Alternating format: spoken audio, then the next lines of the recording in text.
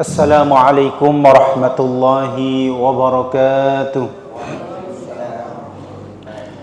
Innal hamdalillah nahmaduhu wa nasta'inuhu wa nastaghfiruh wa na'udzu billahi min shururi anfusina wa min sayyiati a'malina. Man yahdihillahu fala mudilla lahu wa man yudlilhu fala hadiya lahu. أشهد أن لا إله إلا الله وحده لا شريك له وأشهد أن محمدا عبده ورسوله لا نبي بعد ولا رسول. اللهم صل وسلم على محمد وعلى آله وأصحابه ومن تبعهم بإحسان إلى يوم القيامة.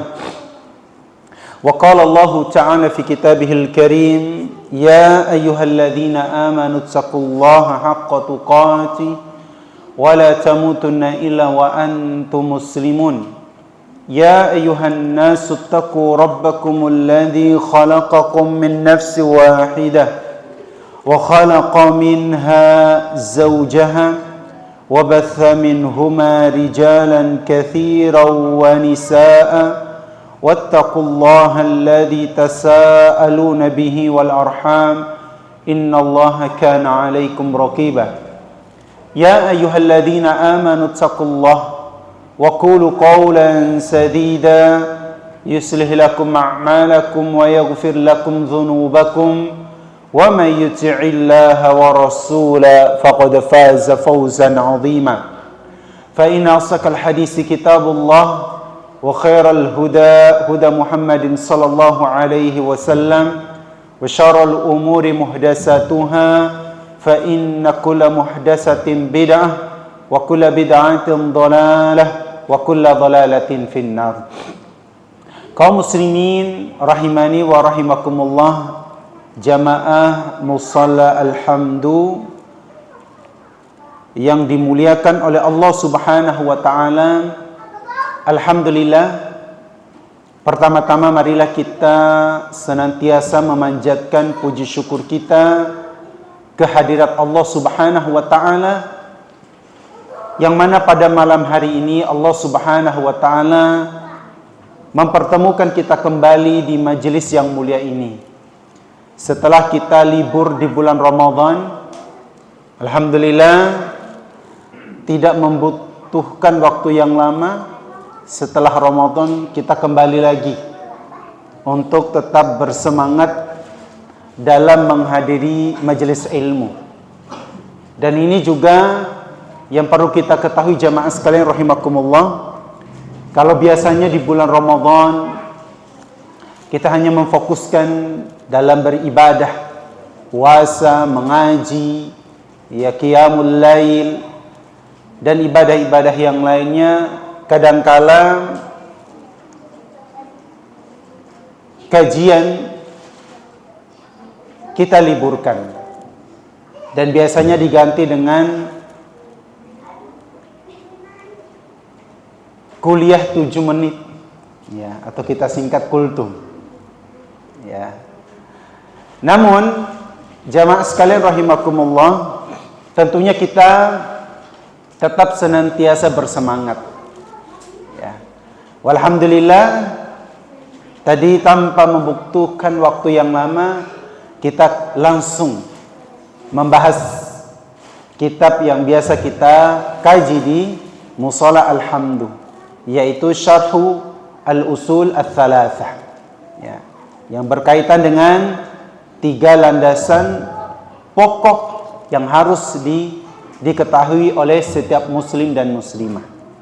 Walhamdulillah jamaah sekalian rahimakumullah, kita telah sampai kepada ucapan Syekh Muhammad bin Abdul Wahhab yang mana beliau mengatakan: "I'lam arsyadakallah li ta'atihi annal hanifiyyata millata Ibrahim an ta'budallaha wahdahu mukhlishan lahuddin." Ya. Pertemuan yang lalu jamaah sekalian rahimakumullah, kita telah menjelaskan sedikit tentang ucapan beliau, ketahuilah Semoga Allah membimbingmu untuk mentaati Allah Subhanahu wa taala. Hal ini jamaah sekalian rahimani wa rahimakumullah, biasanya di kalangan orang-orang Arab itu mereka selalu membiasakan untuk mendoakan saudaranya. Dan ini suatu hal yang menjadi budaya mereka jamaah sekalian. Ketika mereka bertemu dengan saudaranya sesama muslim, maka pasti mereka akan mendoakan setidaknya hafidhakallah wa arsyadakallah wa rahimakallah wa hafidhakallah wa ra'ak. Nah, ini biasanya kita akan menjumpai di antara kehidupan orang-orang Arab. Ya. Kadangkala jamaah sekalian rahimakumullah, jangankan sekelas para ulama, ya, orang-orang awam pun dari kalangan orang Arab, jika mereka bertemu, pasti dia akan mendoakan subhanallah hafidhakallah. Ya. Misalnya ulun misalnya, kadang ada bertemu kekawanan, ya, beliau orang Saudi. Ya. Kalau dilihat seperti orang Saudi yang umumnya, ya. Nah, ketika dia bertemu dengan kita, kecuali yang keluar dari lisannya itu doa. Masya Allah hafidhakallah wa ra'ak. Naam. Rahimakallah. Allah yahfadkah.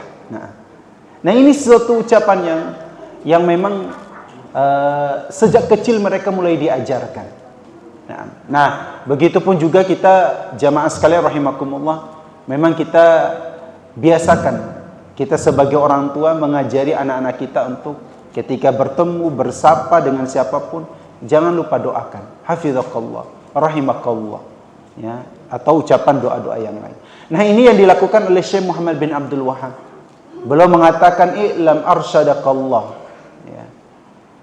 Beliau menginginkan kepada siapa yang membaca kitab beliau ini, beliau menginginkan kebaikan gasannya, ya.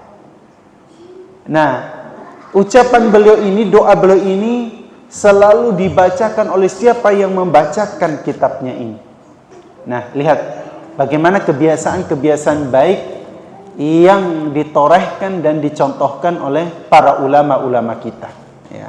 Yang mana beliau mendoakan semoga Allah membimbing. Memang jemaah sekalian, ya, beliau meminta kepada Allah agar Allah senantiasa membimbingmu dalam ketaatan. Karena jamaah sekalian rahimakumullah, namanya kita ini sebagai manusia, ya, kadangkala kita lupa diri. Ya, kadangkala ada rasa kemalasan dalam beribadah.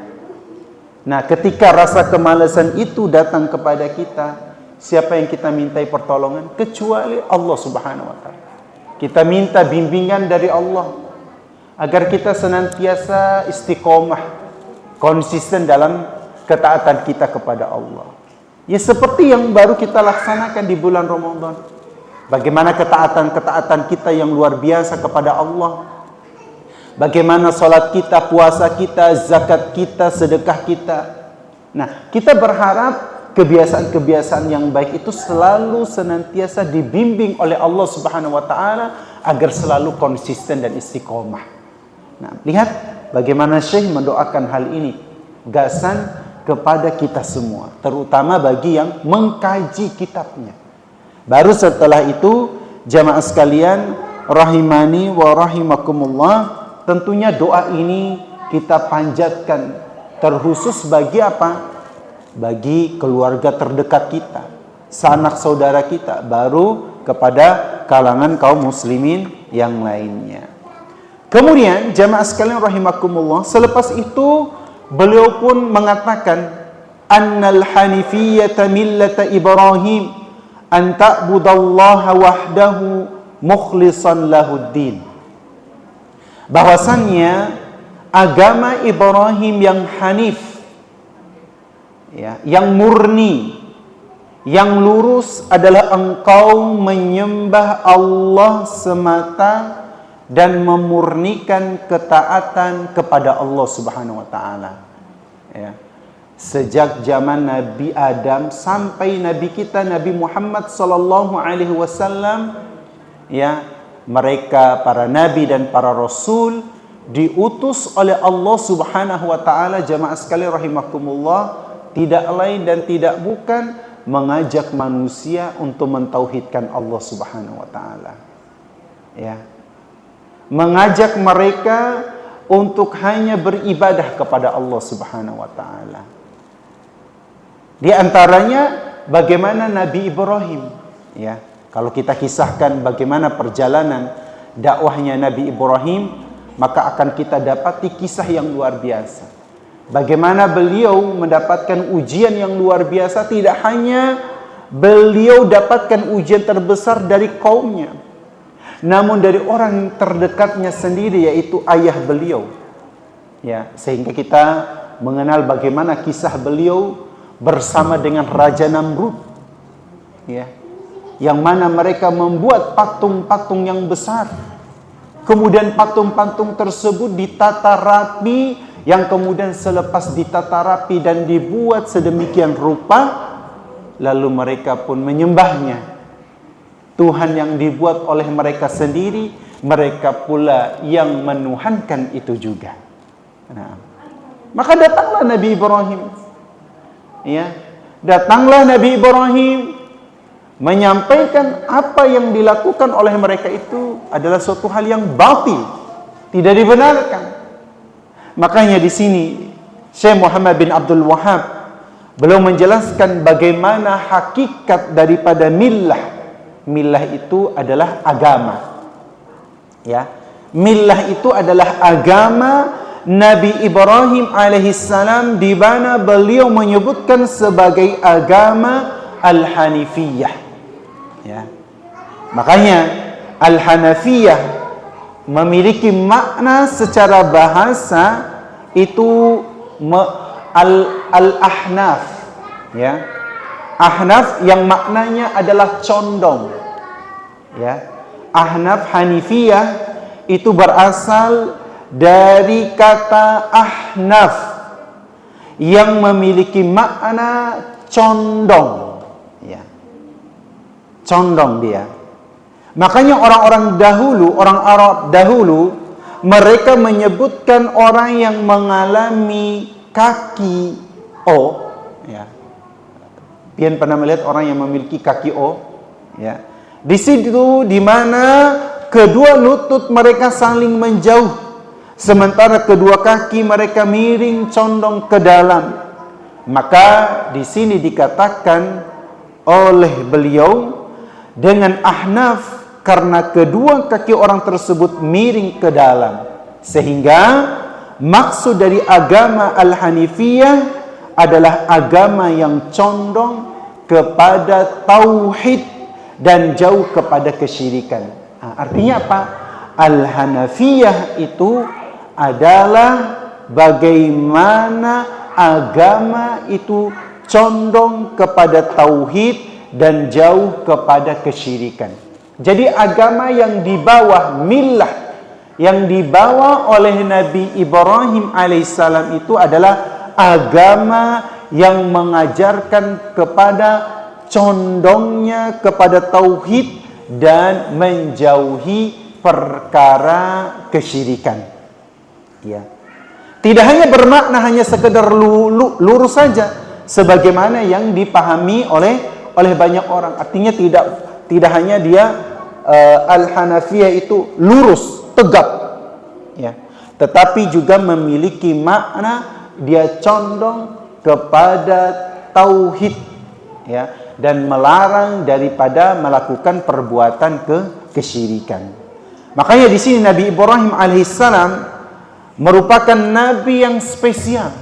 Nah, makanya Nabi Ibrahim itu masuk ke dalam kategori ulul azmi minar rusul, ya, yang merupakan rasul ulul azmi. Ya, rasul ulul azmi itu adalah mereka para rasul yang dipilih oleh Allah Subhanahu wa taala lantaran mereka memiliki kedudukan yang lebih tinggi bila dibandingkan nabi yang lainnya. Kenapa? Mereka mendapatkan ujian yang lebih besar daripada ujian para nabi yang lainnya. Ya. Seperti halnya Nabi Ibrahim, ya. Dan juga Nabi kita Nabi Muhammad SAW dan juga Nabi Nuh yang merupakan Nabi atau Rasul Ulul Azmi. Ya. Kemudian di sini kenapa dikatakan Nabi Ibrahim alaihissalam merupakan Nabi yang spesial, ya, yang menunjukkan beliau memiliki kedudukan yang spesial adalah yang pertama, karena Allah Subhanahu wa Ta'ala memerintahkan Rasulullah SAW untuk mengikuti ajaran Nabi Ibrahim alaihissalam. Nah, Nabi kita Nabi Muhammad sallallahu alaihi wasallam diperintahkan oleh Allah Subhanahu wa Ta'ala untuk mengikuti ajaran Nabi Ibrahim. Karena ajaran Nabi Ibrahim mengajak kepada apa? Untuk condong kepada tauhid, kepada Allah, dan menjauhi segala bentuk kesyirikan. Itu. Makanya kan kita jamaah sekalian sampai dalam manasik ibadah haji. Ya. Dulu ya, ibadah haji manasiknya, ya, ketika setelah diajarkan oleh Nabi Ibrahim, kemudian setelah beliau wafat, kemudian berlalu masa demi masa, manasik haji itu orang-orang Arab ketika mereka ingin melaksanakan ibadah haji, maka manasik-manasik yang mereka lakukan itu sudah jauh daripada yang diajarkan oleh Nabi Ibrahim. Makanya datanglah Nabi Muhammad SAW untuk meluruskan kembali bentuk-bentuk ibadah yang dulunya disyariatkan kepada Nabi Ibrahim. Makanya di sini dikatakan di antara spesialnya Nabi Ibrahim yang mana Nabi Muhammad diperintahkan oleh Allah Subhanahu wa Ta'ala untuk mengikuti ajaran yang dibawa oleh Nabi Ibrahim alaihissalam. Makanya Allah Subhanahu wa Ta'ala mengatakan di dalam Al-Quran surah An-Nahl ayat 123. Apa kata Allah Subhanahu wa Ta'ala? Thumma awhayna ilaika anittabi' millata Ibrahim hanifa wa ma kana minal musyrikin. Ya. Kata Allah Subhanahu wa Ta'ala, kemudian kami wahyukan kepadamu wahai Muhammad, ikutilah anittabi' millata Ibrahim hanifa. Ya. Ikutilah agama Ibrahim, seorang yang hanif, dan bukanlah dia termasuk orang-orang yang mempersekutukan Rabb-Nya. Kemudian jika ada yang mempertanyakan, bukankah misalnya ada yang bertanya, lah bukankah Nabi Muhammad SAW itu lebih afdal daripada Nabi Ibrahim? Ya memang lebih afdal daripada Nabi Ibrahim itu, ya, di sini disebutkan bahwasannya Nabi Muhammad SAW lebih afdal daripada Nabi Ibrahim. Ya. Maka jawabannya benar, Nabi Muhammad SAW itu lebih afdal daripada Nabi Ibrahim. Namun kita harus tahu bagaimana sejarah Nabi Ibrahim alaihissalam itu lebih dahulu daripada Nabi Muhammad. Bahkan Nabi Ibrahim adalah kakek daripada Nabi Muhammad SAW dan ayah dari para anbiya. Ya. Dan inilah yang menunjukkan bagaimana spesialnya Nabi Ibrahim. Kemudian yang kedua yang menunjukkan Nabi Ibrahim spesial, ya, bahwasanya Allah Subhanahu wa Ta'ala memerintahkan kita untuk mengikuti jejak, ya, atau ajaran Nabi Ibrahim alaihissalam. Makanya Allah Subhanahu wa Ta'ala berfirman, fattabi'u millata Ibrahim hanifa. Ya, maka ikutilah agama Ibrahim yang lurus. Ya. Apakah berarti kalau kita mengikuti Nabi Ibrahim berarti sama saja kita mengikuti Nabi Muhammad? Iya, jamaah sekalian rahimakumullah. Kenapa? Allah yang memerintahkan kita untuk mengikuti ajaran beliau. Karena apa yang diajarkan oleh Nabi Ibrahim tidak lain dan tidak bukan mengajarkan kepada kita untuk mentauhidkan Allah Subhanahu wa taala. Ya, dan menjauhkan dari kita segala bentuk kesyirikan. Kemudian yang ketiga, di antara yang menunjukkan Nabi Ibrahim adalah nabi yang spesial, beliau adalah nabi yang pertama kali diberikan gelar Khalilur Rahman. Ya. Apa itu Khalilur Rahman? Khalilur Rahman itu adalah kekasih Allah. Jadi Nabi Ibrahim itu adalah nabi yang pertama kali yang diberikan gelar Khalilur Rahman. Ya. Khalilur Rahman, yaitu kekasih Allah.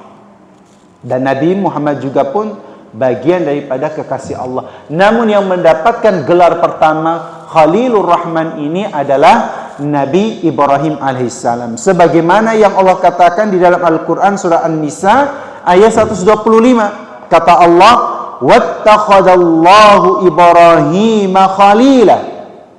Ya. Dan Allah Subhanahu wa taala mengambil Nabi Ibrahim menjadi kesayangannya, kekasihnya. Ya. Nah, setelah itu, setelah Nabi Ibrahim alaihissalam, selanjutnya yang mendapatkan gelar Khalilur Rahman adalah Nabi kita Nabi Muhammad sallallahu alaihi wasallam, sebagaimana yang disabdakan oleh beliau, "Innallaha attakhadhani khalilan kama attakhadha Ibrahim khalila." Ya.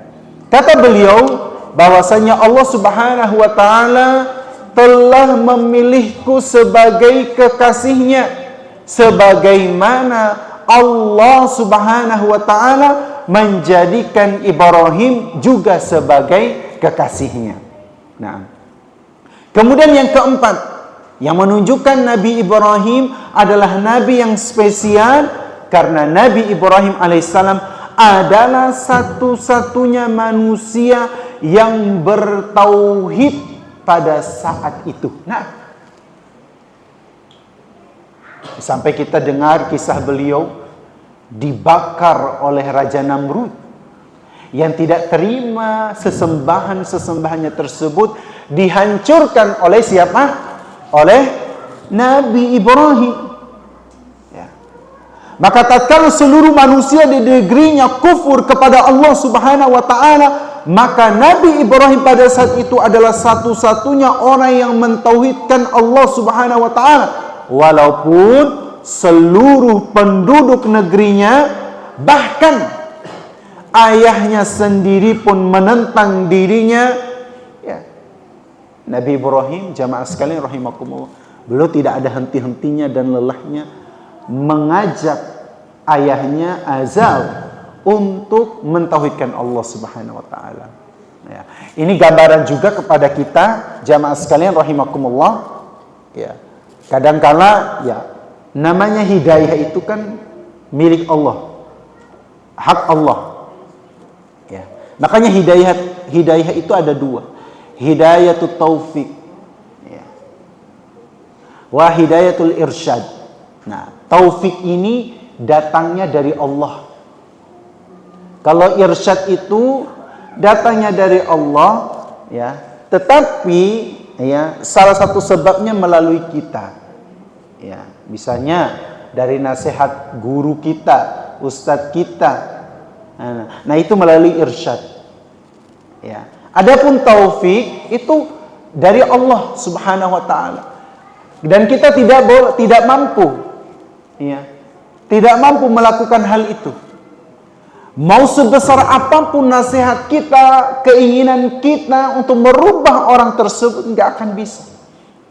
Karena itu datangnya dari Allah, taufik dari Allah Subhanahu wa taala. Man yahdihillah fala ya. Artinya kalau Allah sudah berkehendak hamba tersebut mendapatkan hidayah, maka tidak ada fala mudillalah, enggak ada siapapun yang mampu menyesatkannya. Nah, karena taufik itu datangnya dari Allah Subhanahu wa taala, jemaah sekalian. Ya, contoh Nabi Ibrahim. Ya. Kita sudah tahu bagaimana ketaatannya Nabi Ibrahim kepada Allah. Namun ketika beliau mendatangi abahnya, mengajak abahnya untuk mengesahkan Allah, kadakawa tidak bisa. Ya, karena itu merupakan hak Allah Subhanahu wa taala. Makanya kita tidak boleh berkeras hati. Tugas kita hanya menyampaikan, disertai dengan ada usaha dari kita, doa.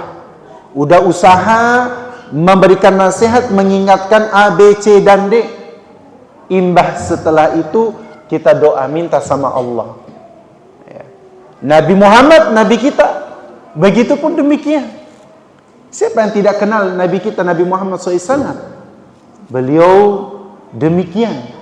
Ketika mau mengajak pamannya yang tercinta Abu Thalib, yang kita tahu kalau kita belajar sejarah beliau bersama paman beliau, ya, maka akan kita dapati betapa cintanya Nabi Muhammad kepada pamannya, begitupun pamannya sebaliknya begitu cintanya kepada Nabi Muhammad selaku keponakan. Iya, karena Nabi SAW sejak dalam kandungannya telah ditinggal wafat oleh abahnya.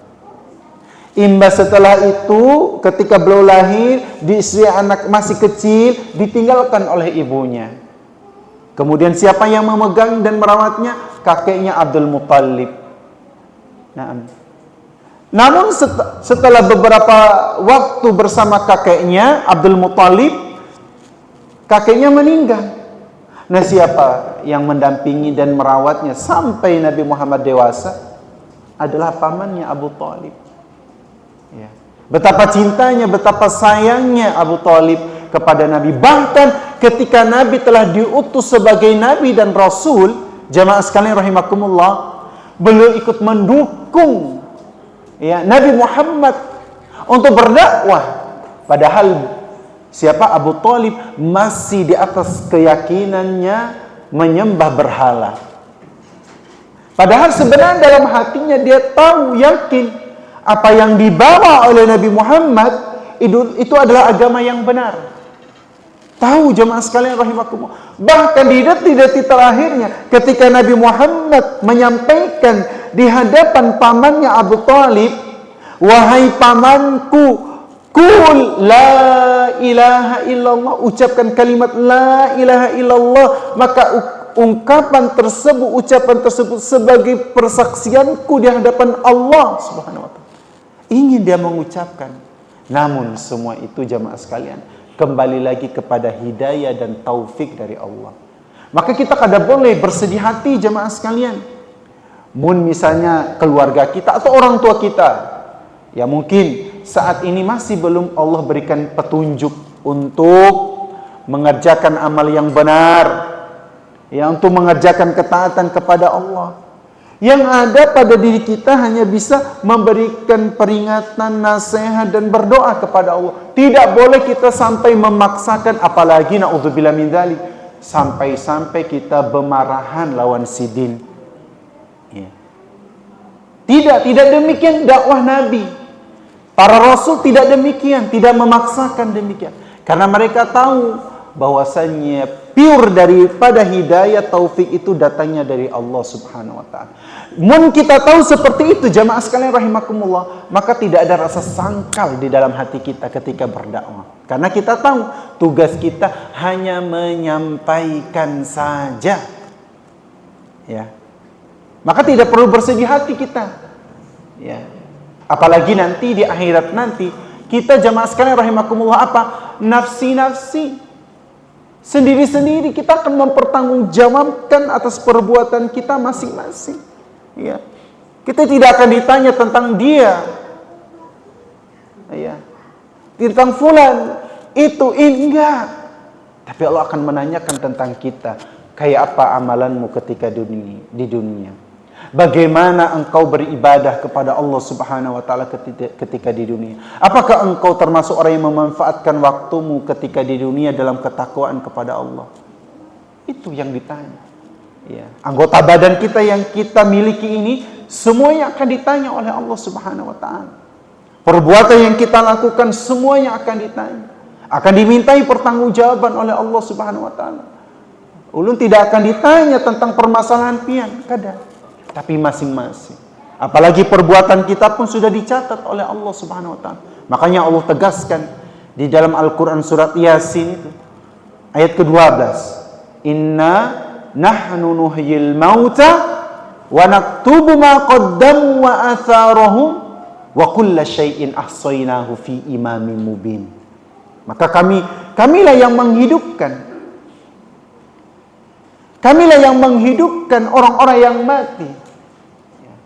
Membangkitkan kembali orang-orang yang telah mati, dan kami pula lah yang mencatat amal-amal perbuatan mereka. Ya. Allah mencatat perbuatan kita. Ya. Masing-masing diri kita dicatat. Wa atharahum, begitupun jejak-jejak mereka pun juga. Sejauh mana ketika mereka hidup di dunia, apakah mereka meninggalkan jejak yang baik atau tidak? Itu juga pun sudah dicatat oleh Allah Subhanahu wa taala. Wa kulla syai'in ahsaynahu fi imamin mubin. Dan segala sesuatu itu telah kami kumpulkan di dalam kitab yang jelas, yaitu di dalam Lauhil Mahfuz. Makanya jamaah sekalian rahimakumullah, dari subuh tadi kita bangun sampai sekarang nih di di musala Alhamdulillah ini jamaah sekalian, itu sudah dicatat oleh Allah Subhanahu wa taala perbuatan kita. Nah, sebentar lagi kita akan guring. Kira-kira kita akan menutup guringnya kita ini. Jangan. Maksudnya nanti, bukan sekarang guringnya. Ya. Jadi jangan sampai ketika kita hendak guring, kita menutup guringnya kita dengan kemaksiatan. Sehingga itu akan dicatat dengan kemaksiatan di sisi Allah Subhanahu wa taala. Nah, kembali tadi jamaah sekalian rahimakumullah. Bagaimana taufik itu miliknya Allah Subhanahu wa taala. Tugas kita hanya menyampaikan saja. Tetapi ingat, tidak cukup menyampaikan nasihat, namun kita sertakan dengan doa. Ya Allah, ya Rahman, ya Rahim, berikanlah hidayahmu, gasan keluarga hamba, gasan karib kerabat hamba, gasan tetangga hamba, gasan kaum muslimin, ya, agar kami bisa dikumpulkan dan dimasukkan ke dalam surgamu yang penuh dengan kenikmatan. Ya. Nah, kemudian jemaah sekalian rahimani wa rahimakumullah, ya, apalagi nih orang yang terdekat, bagaimana Allah itu memberikan hidayah kepada siapapun yang dia kehendaki. Malah yang dapat hidayah siapa jemaah sekalian? Salman Al-Farisi, yang jauh dari Nabi, daerah negeri Persia itu loh, yang sekarang Iran. Malah yang jauh sana yang mendapatkan hidayah dari Allah Subhanahu wa taala. Dengan berbagai lika-liku perjalanan beliau, ketika dia mendapati pendeta ini, pendeta yang satu, ahli ibadah ini, semuanya beliau anggap sesuatu tidak mengajarkan kebaikan. Sampai akhirnya beliau mendapatkan cahaya Islam, ya, dan menjadi sahabat Nabi SAW, orang yang jauh dari Nabi mendapatkan hidayah dari Allah Subhanahu wa taala. Itulah, ya, bahwasannya apa yang Allah kehendaki kebaikan bagi hambanya, maka tidak ada yang dapat menghilangkan kebaikan tersebut yang Allah inginkan kepada hambanya tersebut. Ya. Maka jamaah sekalian rahimakumullah, hafizakumullah, termasuk masalah rizki, sedikit ulun keluar dari pembahasan materi kita. Makanya kita tidak perlu ada yang namanya penyakit hati, rasa iri, dengki, hasad. Nah, apalagi masalah rizki yang didapatkan oleh saudara kita. Gak usah risau kita jemaah sekalian. Gak usah risau. Karena kita semua ini sudah ada porsinya masing-masing. Ya, sebelum penciptaan kita, ya, 50.000 tahun sebelum penciptaan kita, Allah sudah tentukan rizki kita, jodoh kita, matinya kita Allah sudah tentukan. Makanya orang yang Allah jaga hatinya, berapapun Allah berikan rizki itu kepada saudaranya, maka dia tidak akan pernah merasa risih. Ya. Ini bagian daripada jamaah sekalian rahimakumullah, menjaga hati kita dari berbagai macam penyakit-penyakit hati. Ya. Baik, jamaah sekalian rahimani wa rahimakumullah.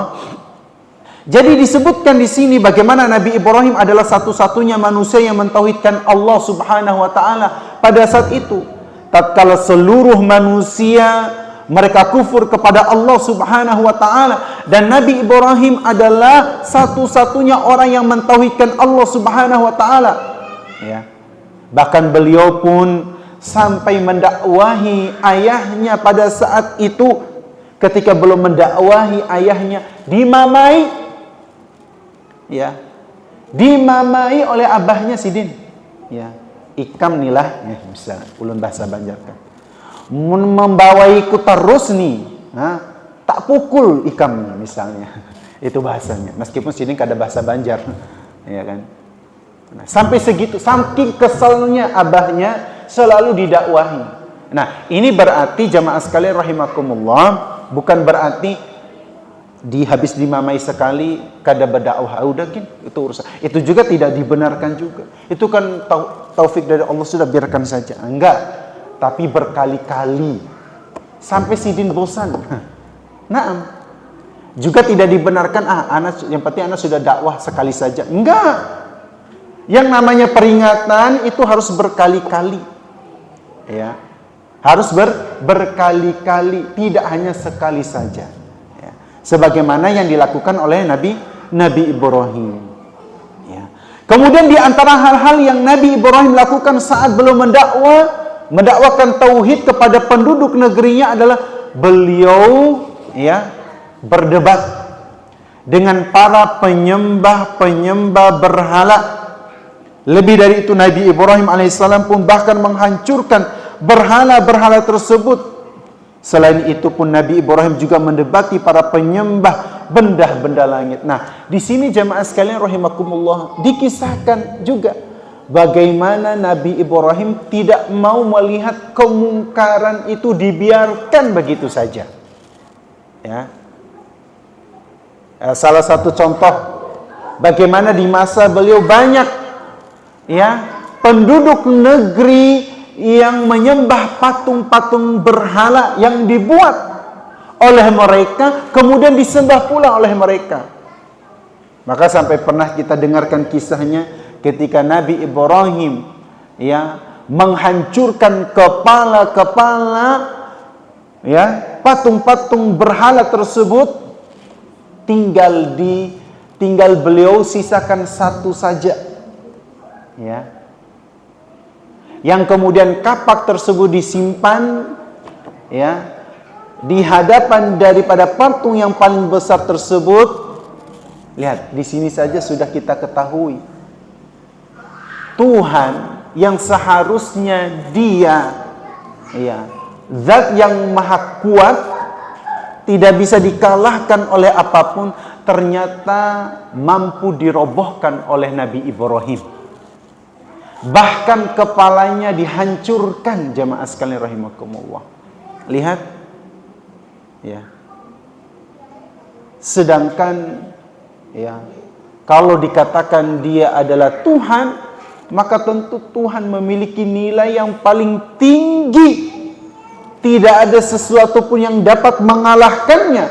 Dialah Allah Subhanahu wa ta'ala. Ya. Dialah Rabb yang maha besar. Ya. Yang menunjukkan tidak ada yang lebih besar lagi kecuali daripada Allah Subhanahu wa ta'ala. Nah, ketika penduduk, ya, kaumnya Nabi Ibrahim datang, kemudian didapati patung-patung mereka dalam keadaan tidak berkepala, kecuali patung yang besar saja, ya, kecuali patung yang besar saja, jemaah sekalian. Marah, lihat, marah kaum Nabi Ibrahim. Marah mereka, siapa yang berani melakukan hal ini terhadap Tuhan-Tuhan kami? Nah, marah. Akhirnya setelah diselidiki, oh ternyata Ibrahim. Maka dipanggillah Nabi Ibrahim dan ditanyai, apakah engkau yang melakukannya? Maka setelah itu jamaah sekalian rahimakumullah, dikatakan oleh Nabi Ibrahim, nah lihat kapaknya itu ada lawan siapa? Ayo. Berarti itu yang menghancurkannya. Berarti Tuhan menghancurkan Tuhan. Tuhan menghancurkan Tuhan. Dari secara logika saja bagaimana para pelaku kesyirikan itu sudah ya tidak cerdas lagi jamaah sekalian rahimakumullah. Ya. Nah, lihat bagaimana Nabi Ibrahim ingin mengajarkan kepada mereka. Nah, Tuhan yang kalian sembah ini, ya, yang kalian sembah, yang kalian minta, ya, terhadap dirinya saja dia tidak mampu melindungi, memberikan perlindungan, apalagi kepada kalian yang meminta kepadanya sebuah perlindungan. Dirinya saja kadang mampu untuk melindungi dirinya, bahkan kepalanya habis. Apa ini dikatakan Tuhan? Nah, terjadi perdebatan. Nah, biasanya kalau orang sudah kalah debat, kadidah dalilnya, maka mainnya fisik. Ya. Nah, karena kadidah lagi hal yang bisa diambil bakat Nabi Ibrahim sudah. Maka mereka mengumpulkan api yang besar, kayu yang besar, kemudian dibakar. Selepas itu jamaah sekalian rahimakumullah, mereka ingin membakar Nabi Ibrahim. Namun semuanya itu berbuah sia-sia saja. Allah memberikan pertolongannya dan menjadikan api yang membakar Nabi Ibrahim itu menjadi dingin dan tidak menyakiti. Dinginnya itu jamaah sekalian tidak menyakiti Nabi Ibrahim sama sekali. Ya. Kalau kita dingin, misalnya lagi dingin, kadang menggigil kan? Ya. Kunu barodan wassalaman. Jadilah api itu dingin dan memberikan keselamatan kepada Nabi Ibrahim. Dingin yang tidak membuat beliau itu menjadi rusak, enggak. Kalau kita ada masa dingin kan pasti ya kan? Sampai menggigil-gigil kita. Ya. Nah, kalau dinginnya Nabi SAW, Nabi Ibrahim alaihissalam maksud ulun, ya, Allah berikan keselamatan, dingin yang tidak sampai menyakiti beliau. Datanglah pertolongan Allah Subhanahu wa taala. Ini menunjukkan jamaah sekalian, mun kita berdakwah, bujur-bujur berdakwah memurnikan agama Allah, maka Allah pasti akan menolong kita. Ya. Selama kita menolong agama Allah, maka Allah akan menolong kita jamaah sekalian rahimakumullah. Yang kita lihat itu kayaknya kadang mungkin deh, akan menjadi mungkin jika Allah memberikan kehendaknya. Ya. Apalagi itu gasan agamanya, jamaah sekalian rahimakumullah. Ya. Apapun yang terjadi, jangan sampai putus asa kita dalam berdakwah. Apapun yang kita miliki, apapun ilmu yang kita dapatkan, kita amalkan. Kemudian kita sampaikan di tengah-tengah masyarakat semampu kita. Ya. Selepas itu kita minta pertolongan kepada Allah. Ya Allah, mudahkanlah kami dalam berdakwah, mengajak manusia untuk mentauhidkan. Pasti akan turun pertolongan Allah Subhanahu wa taala.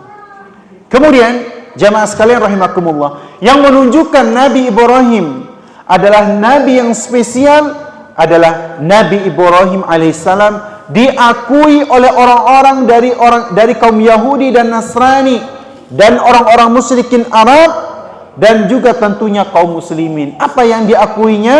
Ya, hal ini karena Nabi Ibrahim alaihissalam adalah nenek moyang dari kaum Yahudi dan Nasrani, sehingga tidak heran jika mereka mengenal sosok Nabi Ibrahim alaihissalam ini. Bahkan mereka pun mengklaim bahwa mereka adalah pengikut Nabi Ibrahim alaihissalam. Iya. Orang Yahudi, orang Nasrani itu mereka mengakui Nabi Ibrahim. Bahkan sampai mengatakan mereka adalah pengikut Nabi Ibrahim. Namun, iya, kadangkala pengakuan dari lisan itu tidak mencerminkan pembuktian juga dari apa yang mereka ucapkan. Buktinya apa? Mereka mengatakan orang Yahudi dan Nasrani ini pengikut Nabi Ibrahim, berarti mereka harus mengikuti apa yang dibawa oleh Nabi Ibrahim, yaitu apa? Mentauhidkan Allah dan menjauhkan diri mereka dari kesyirikan. Kan Allah memerintahkan kepada kita, Nabi Muhammad, untuk mengikuti millata Ibrahim Hanifa, mengikuti ajaran Nabi Ibrahim yang condong kepada tauhid dan meninggalkan kesyirikan. Nah, itu yang diajarkan oleh Nabi Ibrahim. Namun jamaah sekalian rahimakumullah, ya, sekedar pengakuan saja itu tidak cukup, maka harus dibuktikan dengan perilaku dan sikap. Nah, berarti apa? Pengakuan itu tidak bisa dijadikan standar. Oh ya, berarti dia Islam, berarti enggak. Tetap dia Yahudi, tetap dia Nasrani. Mau mereka mengakui pengikut Nabi Ibrahim, tetap tidak. Kenapa? Karena mereka masih terjatuh ke dalam kesyirikan, masih menyembah kepada selain Allah, masih meminta kepada selain Allah Subhanahu wa taala. Nah, itu problemnya. Kemudian, hal yang sama pun terjadi pada kaum musyrikin Arab yang berasal dari Quraisy. Mereka seluruhnya adalah keturunan dari Nabi Ibrahim alaihissalam, sehingga mereka pun juga mengklaim sebagai pengikut Nabi Ibrahim. Ya, di dalam Al-Quran Allah pun membantah klaim mereka tersebut. Nah ini tadi, kadang orang bisa mengklaim, oh saya cinta ini, namun pengklaiman tersebut bila kita lihat dari apa yang diucapkan oleh Allah Subhanahu wa taala, maka tidak benar apa yang mereka klaimkan tersebut sebagai pengikut Nabi Ibrahim. Ya, makanya kata Allah Subhanahu wa taala di dalam Al-Quran, surah Ali Imran ayat ke-67. Apa kata Allah Subhanahu wa taala? Ma kana Ibrahimu Yahudiyya wala Nasraniyya walakin kana hanifan musliman wa ma kana minal musyrikin. Ya. Kata Allah, Ibrahim itu bukan seorang Yahudi dan bukan pula seorang Nasrani, akan tetapi dia adalah seorang yang lurus, lagi berserah diri kepada Allah, dan sekali-kali bukanlah dia termasuk golongan orang-orang musyrik. Nah, ini sudah Allah tegaskan. Ya, mereka boleh mengatakan saya pengikut, orang Yahudi boleh mengatakan, orang Nasrani boleh mengatakan, bahkan orang-orang musyrik Arab pun boleh mereka mengatakan pengikut Nabi Ibrahim. Tetapi jelas nyata Allah mengatakan mereka bukan pengikut Nabi Ibrahim. Mun bujur-bujur pengikut Nabi Ibrahim, ya sudah, sembahlah Allah semata, condonglah tauhidnya kepada Allah Subhanahu wa taala, baru mereka dikatakan sebagai benar-benar pengikut Nabi Ibrahim alaihissalam. Namun kan itu tidak terbukti. Ya, buktinya mereka tetap menyekutukan Allah Subhanahu wa taala dengan perbuatan kesyirikan yang mereka lakukan. Ya. Kemudian jamaah sekalian rahimani wa rahimakumullah, di sini disebutkan juga bagaimana Syekh Muhammad bin Abdul Wahhab beliau menjelaskan bahwasanya hakikat daripada agama Nabi Ibrahim alaihissalam adalah menyembah Allah semata dan memurnikan ketaatan kepada Allah Subhanahu wa taala, artinya mentauhidkan, mengesahkan Allah Subhanahu wa taala dengan tidak beribadah kepada selain Allah, tidak kepada berhala-berhala, benda-benda langit, dan tidak kepada siapapun. Dan inilah diteruskan kepada Nabi kita, Nabi Muhammad sallallahu alaihi wasallam. Ya. Maka disinilah Allah Subhanahu wa taala perintahkan kepada seluruh manusia agar mereka hanya menjadikan Allah sebagai satu-satunya zat untuk diibadahi. Makanya Allah katakan, "Wa ma khalaqtul jinna wal insa illa liya'budun." Tidaklah aku ciptakan jin dan manusia kecuali semata-mata untuk mentauhidkanku, mengesakanku. Ini jamaah sekalian rahimakumullah, jangan sampai kita menganggap remeh masalah ini. Ya. Seandainya ini dianggap remeh, maka tidak akan mungkin sejak zaman Nabi Adam sampai Nabi kita Nabi Muhammad SAW, ya, mereka semua satu yang mereka ajarkan intinya, membawa manusia untuk beribadah kepada Allah Subhanahu wa taala. Sejak zaman Nabi Adam sampai Nabi kita Nabi Muhammad SAW, mengajak umat manusia untuk mengesahkan Allah, untuk mentauhidkan Allah Subhanahu wa taala. Lihat, jumlah nabi dan rasul itu jangan yang kita tahu cuma 25 nabi saja. Ya. Bahkan banyak jamaah sekalian. Ratusan ribu bisa jadi. Cuma yang kita diketahuikan adalah 25 saja. Tapi banyak yang tidak kita diberitahukan. Yang kesemua itu jamaah sekalian mengajak kepada mentauhidkan Allah Subhanahu wa taala. Nah, maknanya apa jamaah sekalian rahimakumullah? Artinya dakwah kepada tauhid itu bukan perkara yang ringan. Bukan perkara yang disepelekan. Ya. Berarti ini ada perkara yang sangat penting yang harus kita ajarkan kepada manusia, kepada umat manusia. Gak usah di zaman Nabi ya, zaman sekarang ini yang lebih parah lagi jamaah sekalian.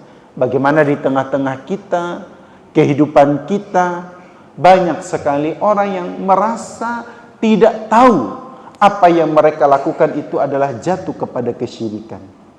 Maka kita bersyukur jamaah sekalian rahimakumullah. Allah berikan hidayahnya kepada kita. Allah berikan taufiknya kepada kita. Sehingga kita dikenalkan dengan dakwah yang hak ini. Kita tahu tentang kebatilan. Kita tahu itu tentang kesyirikan. Kita tahu tentang kebidahan. Kita tahu mana larangan dan mana perintah. Itu semua jamaah sekalian, itu datangnya bukan tanpa ada sebabnya. Pasti semuanya ada sebabnya, tidak lain dan tidak bukan Allah Subhanahu wa taala menginginkan kita kebaikan dan dijauhkan daripada kesyirikan. Inilah yang harus kita syukuri jamaah sekalian. Jangan sampai nikmat ini Allah cabut dari dada-dada kita. Sehingga dulunya dia hidup di atas kesyirikan, ya, kemudian Allah berikan petunjuk meninggalkan kesyirikan, namun Allah balikan lagi hatinya condong kepada kesyirikan. Makanya jamaah sekalian, namanya hidayah itu, ya, hidayah itu, ya, ibarat hati kita ini berada di antara dari jari jemari Allah. Kalaupun Allah berkehendak tinggal Allah balikan saja. Mungkin ulun sedikit mengkisahkan.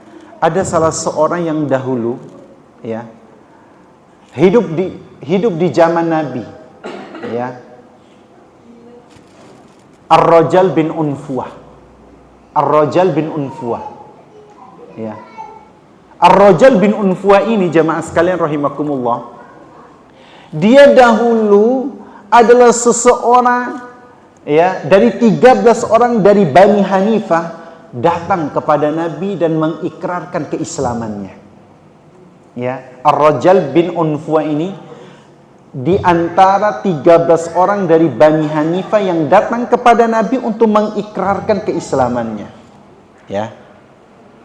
Nah, semenjak keislamannya, dia adalah orang yang selalu datang kepada majelisnya Nabi. Hidup di zaman Nabi dan selalu datang menuntut ilmu di majelisnya Nabi.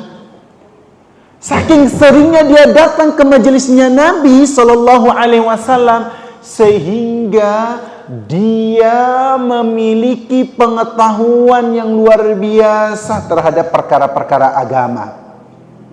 Bahkan tidak cukup dari situ pengetahuan tentang agama, perkara agama. Bahkan dia adalah seorang penghafal Al-Quran jamaah sekalian. Sehingga ada di antara para sahabat sampai mengatakan, sungguh pada Ar-Rajal bin Unfuah ini terdapat semangat yang luar biasa dalam ibadahnya. Ya. Semangat yang luar biasa dalam ibadahnya. Jemaah sekalian, wah, ibadahnya, sholat malamnya, puasanya, baca Al-Qur'annya ini sampai dipuji oleh sahabat-sahabat yang lain. Namun jamaah sekalian rahimakumullah, ternyata ya, apa yang disabdakan oleh Nabi SAW ketika beliau melewati sekumpulan sahabat, di situ ada sahabat Abu Hurairah, sahabat-sahabat yang lain termasuk Ar-Rajal bin Unfuah, jamaah sekalian rahimakumullah, datang Nabi dan mengabarkan di tengah-tengah mereka, ya, sesungguhnya di antara kalian ini giginya akan terlebih dahulu masuk ke dalam neraka, ya, lebih besar daripada gunung Uhud. Maknanya apa kata beliau? Sesungguhnya di antara kalian ini yang duduk ini nih, kata Nabi, di antara kalian akan menjadi penghuni neraka. Wah, khawatir para sahabat waktu itu. Termasuk sahabat Abu Hurairah radhiyallahu taala anhu. Sahabat yang memiliki, ya, periwayatan hadis Nabi yang paling banyak. Beliau takut. Oh, jangan-jangan saya itu yang dikatakan oleh Nabi. Makanya seiring dengan berjalannya waktu, jamaah sekalian rahimakumullah, para sahabat yang dudukan tersebut, di antara mereka telah meninggal dunia dalam keadaan Islam yang benar. Meninggal mereka satu persatu, tinggallah dua orang yang tersisa, yaitu Abu Hurairah dan Ar-Rajal bin Unfuah tadi. Ya. Maka pada saat itu ketika tinggal dua orang ini, Abu Hurairah dan Ar-Rajal bin Unfuah, maka pada saat itu Abu Hurairah mengatakan, jangan-jangan saya yang dikatakan oleh Nabi sebagai penghuni neraka. Kenapa? Ada alasannya. Ya. Jadi Abu Hurairah itu ada alasannya kenapa dia mengatakan demikian. Oh, jangan-jangan saya yang disabdakan oleh Nabi.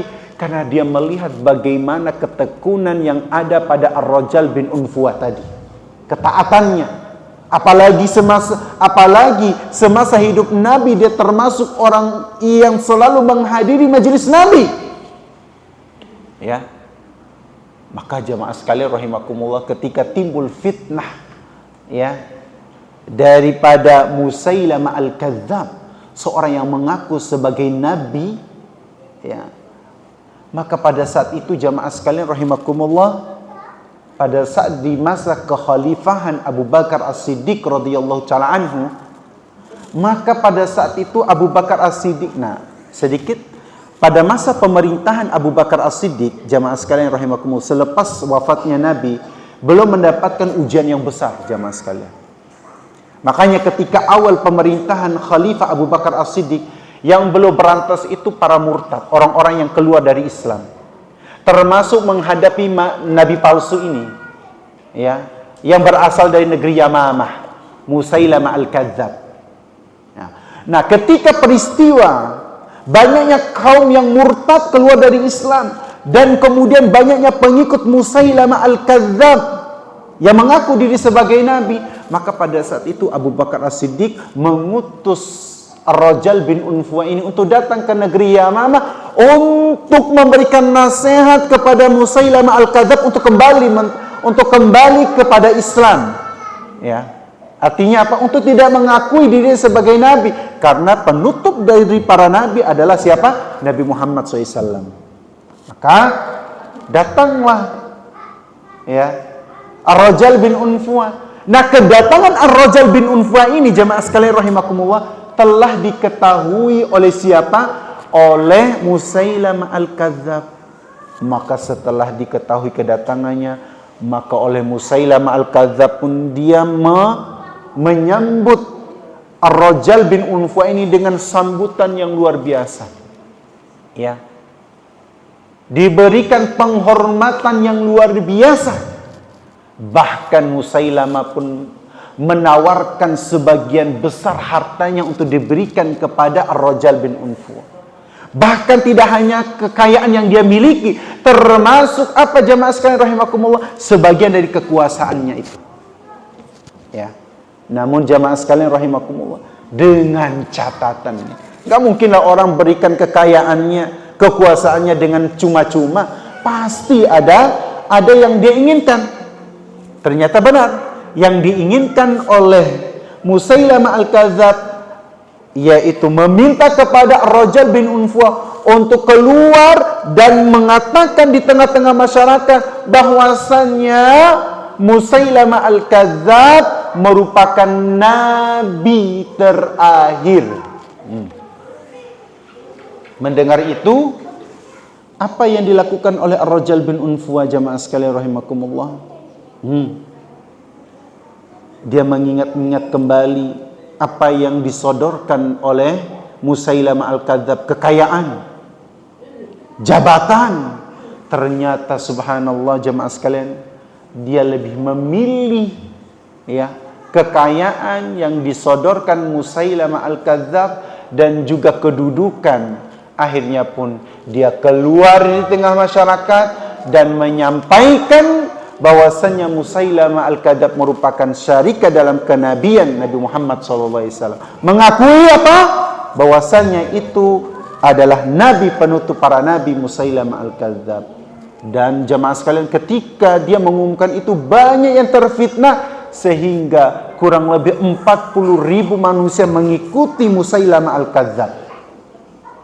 Nah, mendengar itu jamaah sekalian rahimakumullah, Abu Bakar pun mengirim sahabat Khalid bin Walid untuk apa? Melakukan penyerangan terhadap Musailamah Al-Kadzab, termasuk Ar-Rajal bin Unfuwa yang telah murtad disebabkan karena apa? Karena harta dan tahta. Bagaimana ngerinya jamaah sekalian? Harta, duit, kedudukan itu bisa menjadikan seseorang itu murtad, keluar dari agama. Padahal Ar-Rajal bin Unfuwa hidup di masa Nabi, hadir di majelis Nabi, penghafal Al-Quran, dipuji oleh sahabat-sahabat yang lainnya. Apalagi kita yang tidak hidup di masa Nabi, yang kadang menghadiri majelis ilmu itu sebulan sekali, itu pun dihadiri setengah waktu.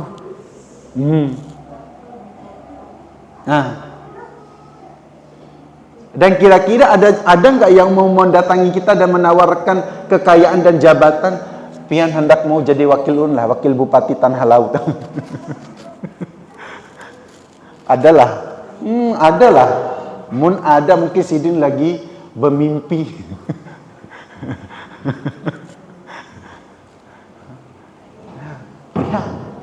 Maka jamaah sekalian rahimakumullah, terjadilah peperangan yang luar biasa, yang pada intinya dari kisah tersebut, mun ulun kisahkan kada henti-henti, ulun persingkat. Singkatnya, Khalid bin Walid, pasukan kaum muslimin berhasil mengalahkan pasukan Musailamah Al-Kadzab, termasuk Ar-Rajal bin Unfuwa, mati dalam keadaan kufur.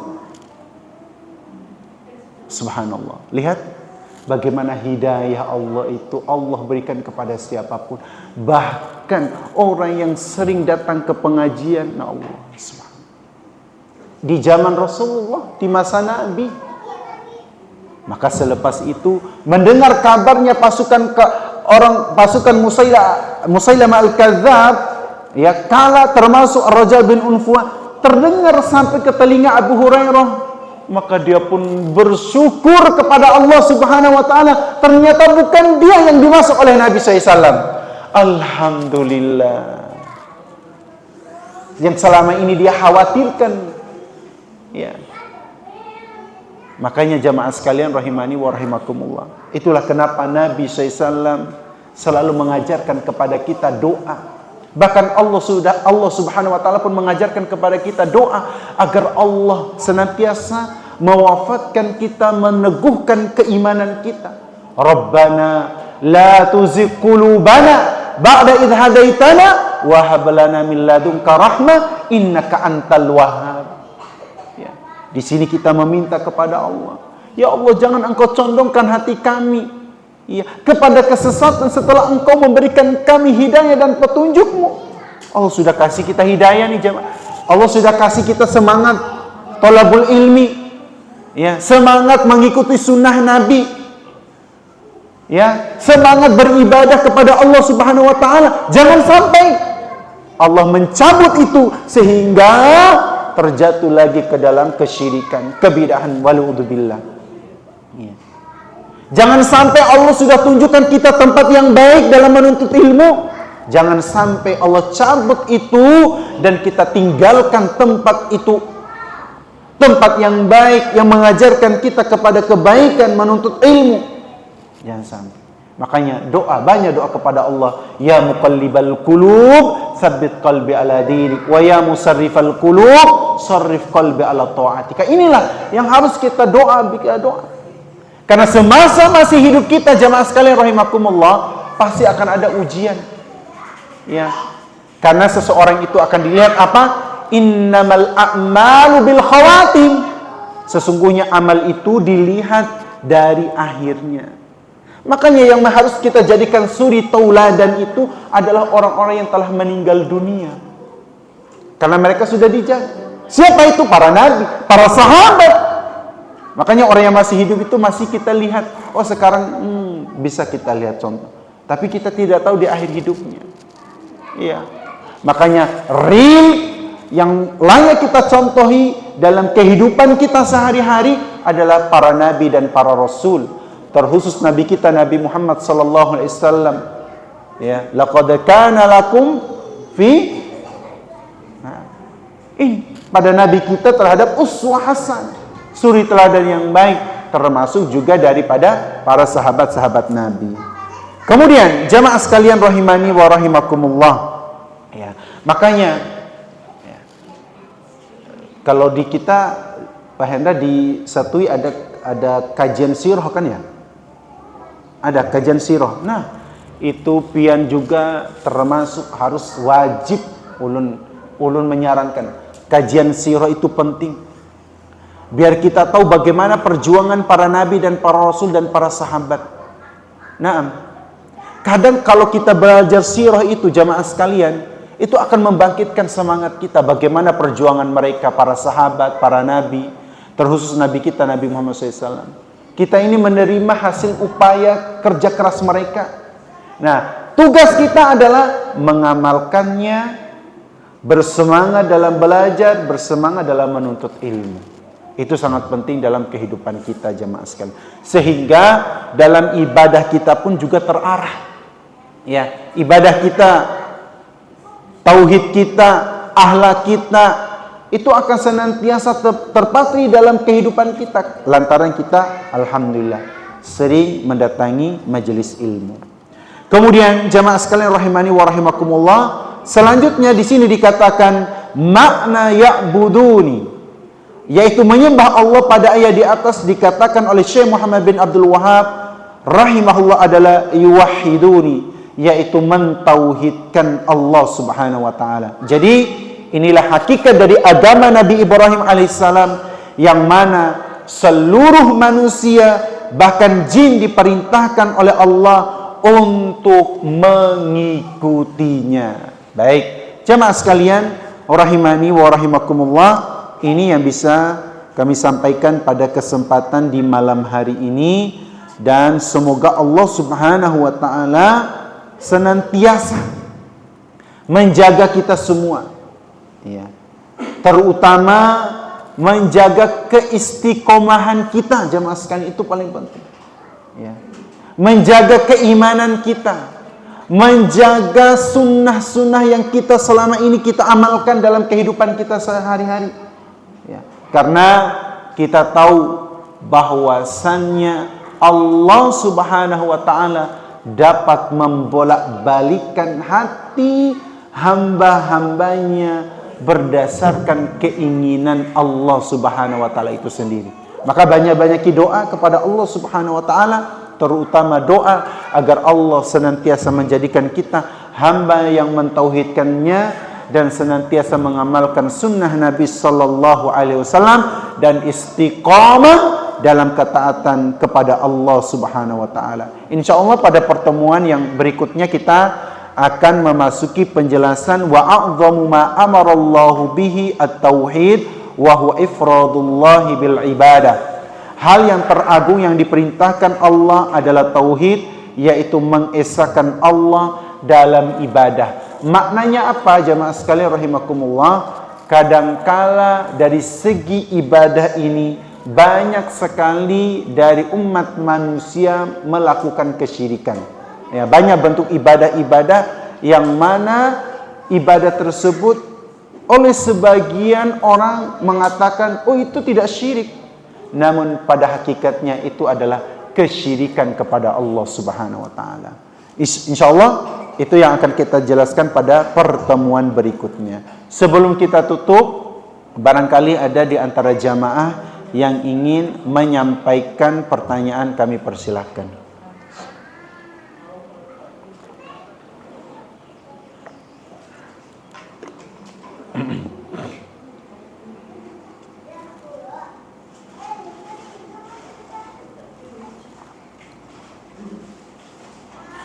Makanya dari kisah tadi itu sebenarnya jamaah sekalian rahimakumullah, ya. Kadang orang yang menghadiri kajian dan sebagainya itu, ya, itu masih ada kesempatan tergelincir. Naam. Apalagi yang jarang hadir. Mun yang jarang hadir nyata ya. Bawaannya mendebat terus karena ketidaktahuannya. Nah, mun yang sering berhadir di majelis ilmu kadangkala berhati-hati. Oh, ulun kada tahu. Mun begawi ini takutnya tersalah karena tidak sampai ilmunya. Nah, lebih berhati-hati. Mun yang kada tahu udah tahu salah ngeyel. Ya. Nah, makanya jamaah sekalian rahimani wa rahimakumullah, suatu nikmat yang luar biasa, pian khususnya lah kalau berhadir di setiap majelis-majelis, ya, di setiap waktu, ya, dengan materi yang berbeda-beda. Nah, itu makanya luar biasa. Pian bisa mendapatkan ilmu dengan materi yang berbeda-beda. Dan ustadznya pun juga berbeda-beda. Sehingga pian kada bosan melihat ustadz ini terus. Iya kan lo? Ustadz Faisal terus bosan sih. Iya kan lo? Nah itu salah satu metode juga jamaah sekalian. Biar jamaah itu lebih bersemangat. Apalagi materi-materi yang disampaikan juga insya Allah memberikan pengetahuan yang sebelumnya kita tidak ketahui. Tetapi jangan juga memilih-milih materi, ini hukum waris kada usah gin. Jangan, justru itu penting. Ya. Pian baru ada punya masalah waris mewaris, baru datang ke ustadznya, tanya, ya, ustadz apa hukum waris mewaris ini? Lah, ini sudah ulun jelaskan ini. Pian kemana? Ya, ulun, jangan. Ya. Taib. Apalagi di sini kita ada penjelasan tentang masalah waris mewaris, ya Pak, diisi oleh Ustadz siapa? Ustadz Fahrudin. Nah itu juga biasanya materi-materi seperti itu kadang dijauhi oleh jamaah. jangan dijauhi, ya, justru didekatkan. Faham kada paham, yang penting hadir. Nggih, yang penting kan dapat nilainya. Iya. Dapat pahalanya. Langkah pian dari rumah datang ke sini, pahala. Boleh jadi ada yang tertangkap di dalam pikiran pian selama pian mendengarkan sidin. Kada ustadz ulun kada menangkap apa-apa. Ada pasti. Ya. Kata warisan itu sudah tangkap. Setidaknya pian mengisi waktu dengan bermajelis daripada membuka HP menonton yang lain. Ya kalau kada ustadz ulun membukanya ulun live streaming YouTube di rumah saja. Iya, 3 menit awal buka, imbah 4 menit sampai seterusnya buka yang lain.